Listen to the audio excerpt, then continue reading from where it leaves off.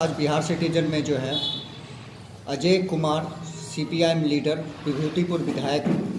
नमस्कार सर। नमस्कार सर, सबसे पहले तो हम ये जानना चाहते हैं कि ये कृषि विधायक बिल और किसान का जो आंदोलन चल रहा है, अभी इतना बड़ा मुद्दा पूरे देश में बना हुआ है, उसमें आप क्या समझते हैं? सीपीआई किस तरह से इसको देख रही है? अभी कृषि कानून जो तीन भाजपा की हुकूमत जो दिल्ली में है उसमें जो बनाई है, वो कृषि के क्षेत्र में जो उनको अधिकार था उसके ऊपर हमला किया और इसीलिए उस हमला को बहुत ही संजीदगी से कांग्रेस पार्टी मार्क्सवादी देखती है। खास करके किसान के जो तीन बिल हैं उसमें अगर तीनों बिल का एक एक लाइन में हम बता दें, एक है कि आवश्यक वस्तु अधिनियम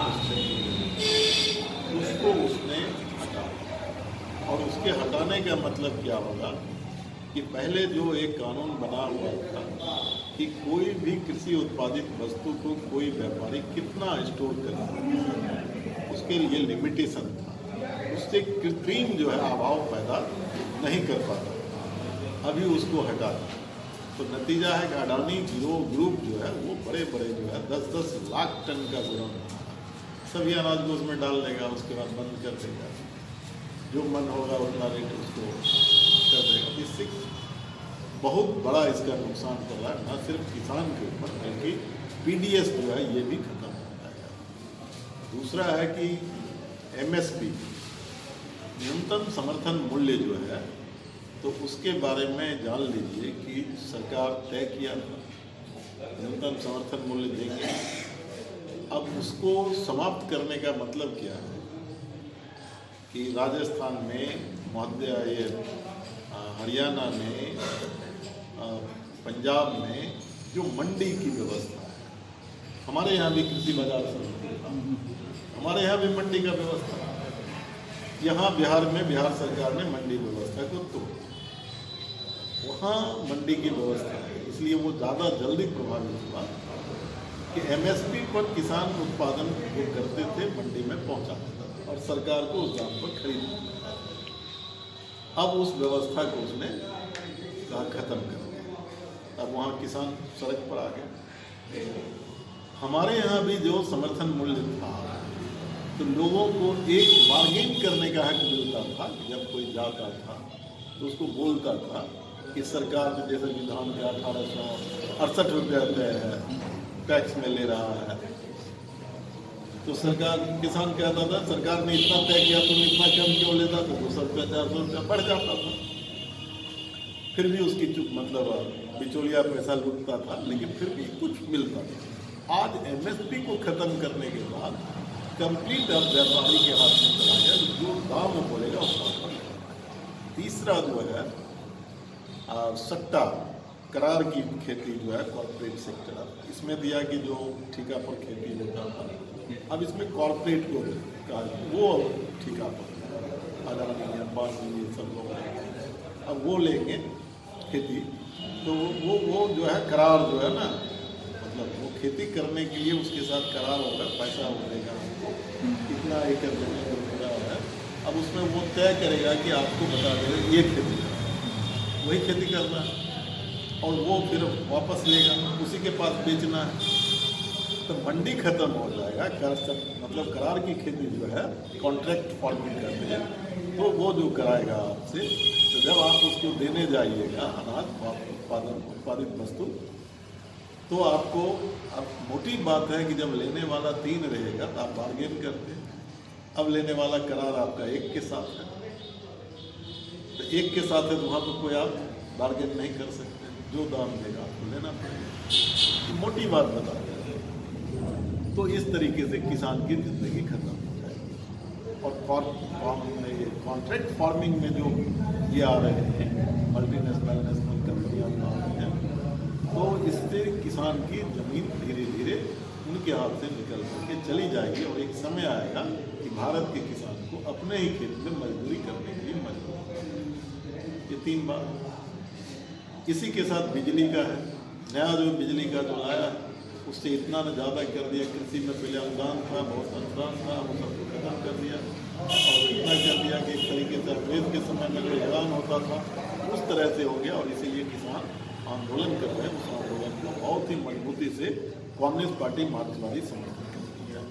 और इसके खिलाफ में कल किसी संघर्ष समन्वय समिति ने फैसला लिया है बिहार में 2 बजे से 3 बजे का सड़क जाम करें। इससे पहले ट्रैक्टर परेड किया, इससे पहले जो है तो आपको और भी कई आंदोलन हुए हैं उसके समर्थन में।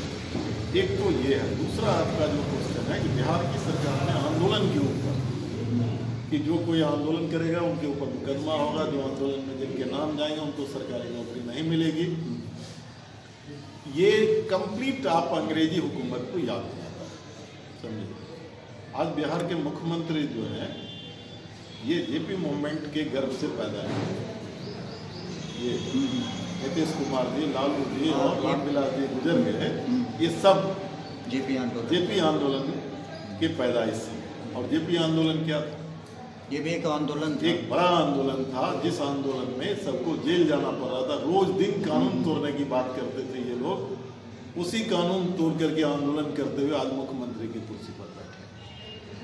और जब कुर्सी पर आज ये बैठ गए तो जिस इमरजेंसी के खिलाफ लड़े थे और जो उसकी तानाशाही थी, आज उसी तानाशाही के रूप में ये अपने को खड़ा कर। एक बड़ा तानाशाह का ये हुक्मरान का जो फैसला होता था कि राजा के खिलाफ कोई बोल नहीं सकता है, कोई आंदोलन नहीं कर सकता है, ये बिल्कुल जनवादी अधिकार के ऊपर हमला किया। और इसको बिहार की जनता बर्दाश्त नहीं करेगी।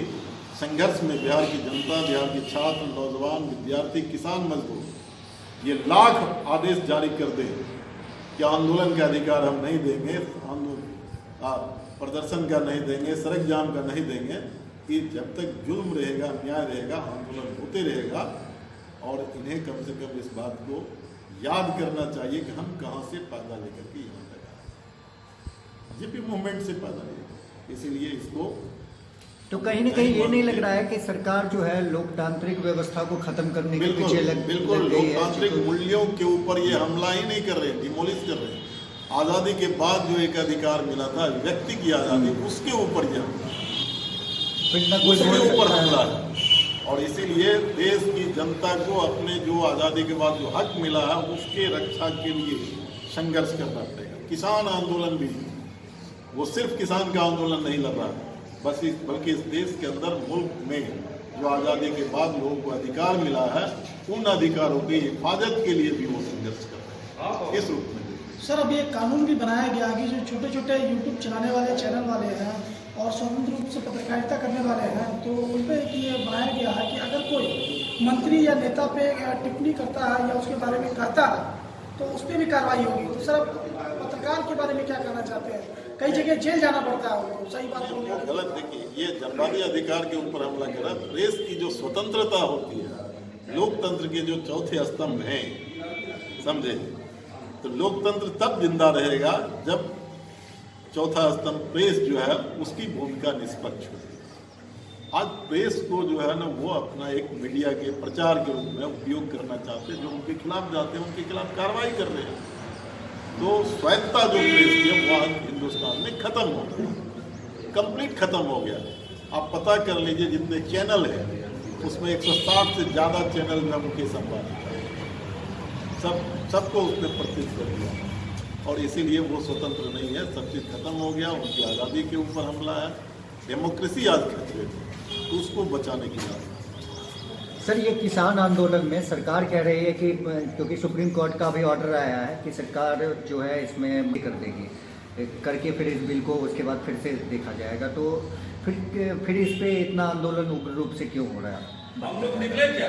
नहीं, उसमें गाड़ी में तेल बोली है कि स्टे मतलब कि 1.5 साल के लिए इस कानून को अभी स्थगित किया जाए और फिर से पुनर्विचार किया जाए इस कानून पे।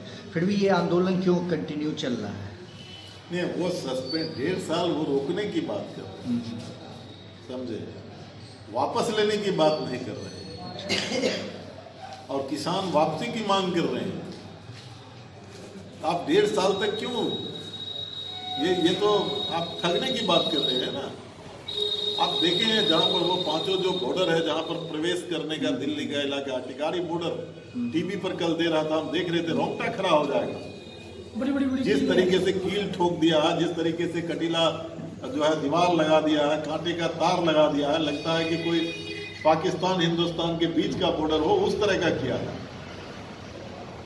किसान आंदोलन पर जो आंखें लाल वो कर रहा है, वो क्यों नहीं देश के सब सरहद पर जो बगल में बॉर्डर है उसके ऊपर आंख क्यों नहीं लाल करते? उस समय उनकी आंखें में पानी आ जाता है। ये अपने ही देश के लोगों के ऊपर ये कर रहा है, रोंगटा खड़ा हो जाएगा। एक देश के अंदर दो देश बना रहा है। बॉर्डर वो इस तरह का तो बॉर्डर पर भी नहीं है। अभी जब आलोचना अंतर्राष्ट्रीय समुदाय ने जब आलोचना किया, कील को उखाड़ना शुरू किया। और सर अभी जैसे कि इससे पहले कोरोना काल से पहले CAA NRC का बिल के लिए भी काफ़ी आंदोलन चला हुआ था। शाहीन बाग में बहुत लोग बैठे हुए थे, पूरे भारत में लोग बैठे हुए थे। फिर कोरोना काल को लेके उसमें सारा आंदोलन ख़त्म हो गया था। तो क्या वो अब जो कानून है उसके लिए आवाज़ उठना बंद हो गया है क्या? नहीं, उसमें क्या है, CAA वो ख़त्म नहीं हुआ। उसको देखिए, CAA कोरोना की वजह से वो मतलब मुझे एक तरीके से सेंट्रल गवर्नमेंट के लिए वो एक अवसर हो गया। उस वजह से वो ये हो गया, डिमोलिश हो गया, तो आंदोलन स्थगित हो गया। लेकिन वो चीज़ अभी जिंदा है, सस्पेंड करके रखे हुए। कभी इसको थोड़ा अस्थिर रखो, समझे? तो आंदोलन अब अभी इस बीच में किसान आंदोलन आ गया, लोगों का इधर अब नजर आ गया, ध्यान इस पर केंद्रित हो गया। मुद्दे सामने हैं और हर उस मुद्दे पर लोग संघर्ष करेंगे और हो रहा है। अब संयोग है कि CAA के आंदोलन के दौर में कोरोना काल आ गया। अभी भी कुछ उस तरह का आ जाएगा जो लाने की कोशिश कर रही है भारत की सरकार। हम आपको बता देते हैं, जिस तरह का कटीला वार लगाया वहाँ पर, कील ठोका है, मतलब वो बता रहा है कि कोई उस तरह की चीज़ें जो है दमन करने की कोई परिस्थिति वो पैदा करने की तैयारी है। तो सर आखिरी में ये पूछना चाहेंगे आपसे कि जो भारत में सिर्फ पंजाब, हरियाणा और जो यूपी के किसान हैं वही आंदोलन करने के लिए पहुंच रहे हैं, बिहार में इस तरह का मूवमेंट नहीं देखने के लिए मिल रहा है, बंगाल में या साउथ इंडिया में इस तरह का मूवमेंट नहीं देखने के लिए मिल रहा है। ईस्ट साइड देख ले या नॉर्थ साइड का जो बंगाल, ये बिहार, झारखंड है, या फिर साउथ इंडिया में इस तरह का मूवमेंट नहीं। मैं आपको बताऊंगा कि इस आंदोलन के सपोर्ट में वहाँ आंदोलन चल रहे हैं। अभी आज़ाद मैदान मुंबई में 5 लाख से ज़्यादा लोगों ने वहाँ पर गिराया कैंप, और नासिक से पैदल चल करके गया 50,000 से ज़्यादा किसान, वो लगभग 180 किलोमीटर वहाँ चल रहा है। तमिलनाडु में भी चल रहा है, बड़ी बड़ी रैलियाँ जो है सब जगह हो रहा है। बिहार के अंदर भी तो 29 को हुआ, बड़ा प्रदर्शन हुआ था। पिछले पटना में राजभवन मार्च किया, उस पर भी लाठी चलाई नीतीश की सरकार। फिर ट्रैक्टर रैली लोगों ने किया। अभी फिर कल जो है हो रहा है, उसी के समर्थन में हो रहा है। आपको चूँकि एग्जामिनेशन है बिहार में, इंटरमीडिएट, मैट्रिक, ये सब, तो टाइम को बदल के 3 घंटा का था तो 1 घंटा किया, 2 से 3, यहाँ भी हो रहा है। सर आखिर क्या कारण है, सरकार की क्या, भारत सरकार की क्या मजबूरी है कि इस कानून में सिर्फ फेरबदल की बात हो रही है, वापसी की बात नहीं हो रही है? क्या मजबूरी है? सरकार की ये मजबूरी है कि उसकी बातचीत, उसका करार जो है ना कॉर्पोरेट सेक्टर से पहले हो चुका था, और इसीलिए उसके गोडाउन आज से नहीं 5 साल पहले से अडानी का बन रहा है। अब उसके साथ जो करार है, उस करार के आधार पर जो गोडाउन बन रहा है, तो उनसे किए हुए वादे को वो पूरा करना चाहती है। और वो जो हमारी बात कहना है कि देश के अंदर जो आज राज सत्ता उसका नेतृत्व जो है, समझे, विदेशी पूंजीपति वर्ग और देसी पूंजीपति वर्ग कर रहे हैं, तो उनके बातों को वो काट नहीं सकते हैं। ये उनकी मजबूरी है। जब इनका चुनाव चलता है तो 36 हेलीकॉप्टर का इंतजाम वही करते हैं। जब उनका इलेक्शन होता है तो 5,000 करोड़ का पैसा का इंतजाम वही करते हैं। इसीलिए वो उनके लिए काम करते हैं और इनकी ये मजबूरी है। बहुत बहुत शुक्रिया सर बात करने के लिए।